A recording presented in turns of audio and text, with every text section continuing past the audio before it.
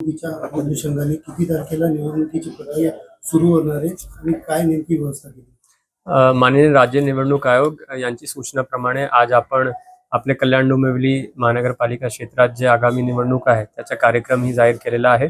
त्याच्यामध्ये 23 तारखेपासून नामनिर्देशन पत्राची तारीख आहे ते 30 तारखेपर्यंत नामनिर्देशन पत्र दाखल करता येते.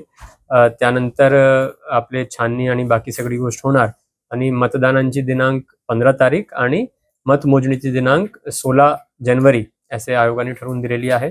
त्याकरिता जे आपले 31 प्रभाग आहे त्यांच्यासाठी शासनाने 9 रिटर्निंग ऑफिसर्स निवडणूक निर्णय अधिकारी आपल्याला दिलेले आहे. त्यांची नेमणूक करून आज आपण प्रदर्शित केलेले आहेत. त्यांचेही कार्यालय आपण प्रदर्शित केलेले आहे आणि त्यांच्या मार्फत सगळी नामनिर्देशन पत्र असो किंवा वोटिंग आणि मतमोजणीचे कामकाज असो ते चालणार आहेत. आदर्श आचारसंहिता पण आपल्या क्षेत्रात लागू झालेली आहे.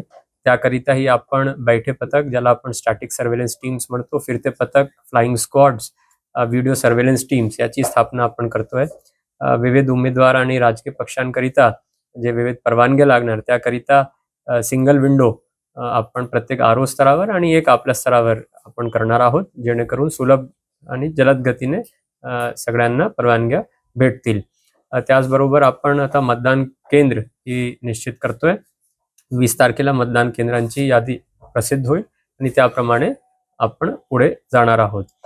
पोलीस विभाग आणि इतर विभागांबरोबरही आपण बैठक घेतलेला आहे, जेणेकरून कुठल्याही प्रकारची व्हायलन्स, लॉ अँड ऑर्डर होणार नाही आणि आपलं हे जे इलेक्शन आहे आगामी ते पीसफुली, शांततेने, व्यवस्थितपणे पार पडेल अशी मी या ठिकाणी अपेक्षा व्यक्त करतो. किती मतदार आहेत, दुबार मत किती आहेत त्याच्यामध्ये, आणि लोकांना तुम्ही नेमकं मतदान करण्यासाठी काय आपल्याकडे एकंदरीत 14,24,748 मतदार आहेत. त्याच्यापैकी 82,000 म्हणजे 82,555 चे दुबार मतदार आहेत.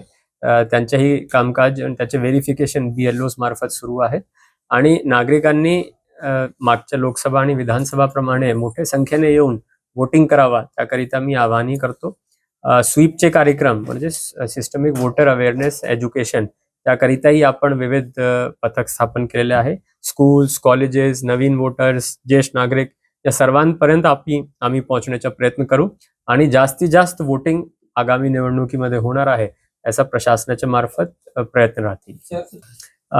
जवळजवळ 6,000 पेक्षा जास्त मतदान केंद्रावरचे अधिकारी, कर्मचारी आणि विविध जे पथक आहेत त्याच्यामध्ये अधिकारी, कर्मचारी काम करणार आहेत. त्यांची नेमणुकीचंही काम सुरू झालेलं आहे. मनुष्यबळ आम्ही उपलब्ध करून सर्व निवडणूक निर्णय अधिकारीला देऊ आणि त्यांच्या मार्फत विविध आदेश निघतील आणि सगळे कामकाज आपलं चालेल.